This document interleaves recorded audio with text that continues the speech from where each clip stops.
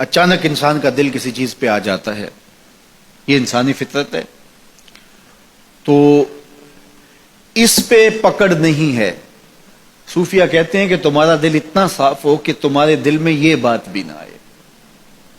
غنا تمہیں نصیب ہو جائے، لیکن اس کے باوجود ہم بشر ہیں، کمزور ہیں، تو کسی شخص کے پاس کوئی چیز دیکھی اور للچا گیا دل اس کی طرف، اور پھر اس کو حاصل کرنے کے لیے کوشش میں، تردد میں لگ گیا، دل میں خیال بھی آتے ہیں، وسوسے بھی آتے ہیں، اور ایسی ایسی خواہشات جنم لیتی ہیں کہ انسان خود اپنے پہ ہنستا ہے، لیکن ایسی خواہشات جس کی اتباع میں چل پڑا، جس کی خواہش میں چل پڑا، تو یہ ہلاک کر دینے والی چیز ہے۔ آرزو کا پیدا ہو جانا، حتیٰ کہ آرزو تو آرزو رہی، وسوسے کے پیدا ہو جانے پر بھی پکڑ نہیں ہے اگر اس کی اتباع نہ کی جائے۔ صحابہ نے حضور سے عرض کیا، حضور ہمیں ایسے وسوسے آتے ہیں کہ اگر ہم بیان کر دیں تو قتل کر دیے جائیں، اتنا غلیظ خیال بعض اوقات انسان کے دل کی تختی پہ آتا ہے، دماغ کی سکرین پہ ابھرتا ہے۔ تو فرمایا کہ تم کیا کرتے ہو؟ تو انہوں نے کہا کہ ہم اس کو جھٹکنے کی کوشش کرتے ہیں، جب اس طرح کا کوئی خیال آتا ہے تو بندہ اس کو جھٹکتا ہے، دور کرتا ہے، اور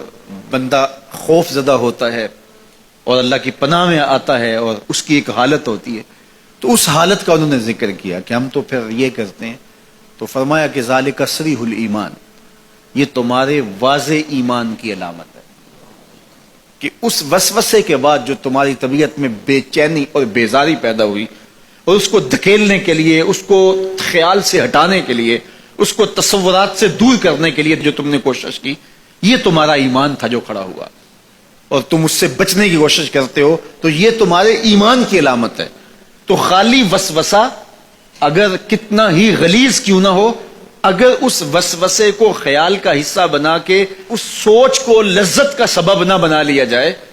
حتیٰ کہ غیر محرم کے اوپر آپ کی نظر پڑ گئی، تو فرمایا النظرۃ الاولی لک والثانیۃ علیک،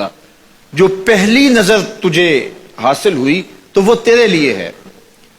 لیکن اگر تو نے نظر کا تتبع کیا اور پھر تیری نظر نے دوبارہ پیچھا کیا تو وہ تیرے اوپر وبال بن جائے گی۔ تو خواہش کا، وسوسے کا، اور کسی ایسی چیز کا دل اور دماغ کی سکرین پہ ابھرنا اور خیال پیدا ہو جانا، یہ کوئی بات نہیں ہے۔ انسانی زندگی کے اندر کتنے ہزار خیالات جو ہے وہ انسان کے دماغ میں جو ہے وہ پیدا ہوتے ہیں، اور پیدا ہو کر کے مٹتے ہیں، پھر نئے پیدا ہوتے ہیں۔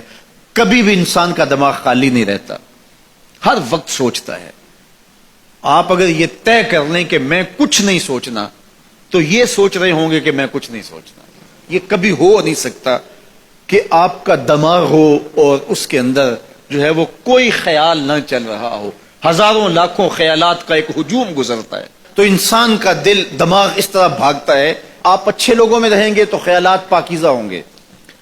دیکھیے، آپ گندگی کے ڈھیر سے گزر رہے ہوں گے تو خیالات اسی طرح کے ہوں گے نا، اور اگر پھولوں کی روش سے گزر رہے ہوں گے، صحن چمن سے گزر رہیں گے تو خیال اس طرح کے ہوں گے نا۔ آپ جو ہے وہ کسی بازار سے گزر رہے ہوں گے تو خیال اس طرح کے ہوں گے، اور مدینے کی گلی سے گزر رہے ہوں گے تو پھر خیال اسی طرح کے ہوں گے نا۔ اس وقت آپ کے خیالوں کی دنیا کسی اور جہاں میں آباد ہے، اس لیے کہ آپ رسول اللہ کا فرمان سن رہے ہیں، لیکن اگر آپ کے سامنے کو گویا غزل گا رہا ہو تو پھر خیال کی وادیوں میں بھٹک کے کہیں آپ اور کھڑے ہوں گے۔ اب بات حضور کے فرامین کی ہو رہی ہے تو تصور پھر گنبد خضرا کے مکی کا ہی ہوگا نا، تصور تو پھر شہر حبیب کا ہی ہوگا۔ لیکن اگر آپ باتیں دوسری جانب کی کر رہے ہو تو تصور پھر ادھر جاتا ہے، اور اسی لیے ہمارے علماء نے کہا کہ گانے کی طرز پہ نعت نہیں پڑھنی چاہیے، اس لیے کہ گانے کی جو معروف طرز ہوگی، جب اس طرز پہ نعت پڑھی جائے گی تو سن آپ نعت رہے ہوں گے، طرز سے آپ کے دماغ اور آپ کے خیالات بھٹک کے کہیں اور چلے جائیں گے۔ اس لیے یہ گوارا ہی نہیں ہے کہ ذکر رسول اللہ کا اور خیال کہیں اور جا رہا ہو، خیال آوارہ ہو اور بھٹک رہا ہو، جب تذکرہ حضور کا ہو رہا ہو تو خیال بھی گنبد خضرا کے مکی کا ہی ہونا چاہیے۔ تو یہ بات ذہن میں رکھیے گا کہ یہ انسانی زندگی کے اندر انسان کا خیال بھی بھٹکتا ہے، سوچیں بھی بھٹکتی ہیں، دل میں بھی کئی کچھ آتا ہے، لیکن پکڑ اور گرفت اس وقت ہوتی ہے جب انسان اس خیال پہ اپنے آپ کو اس راہ پہ ڈال دیتا ہے. لالچ کا پیدا ہونا بھی شریعت میں ماخوذ نہیں ہے. وہ تمہارے لیے جو ہے وہ وبال تب بنے گی جب تم اس کی اتباع کرنے لگ جاؤ گے, اس خواہش کے پیچھے لگ جاؤ گے.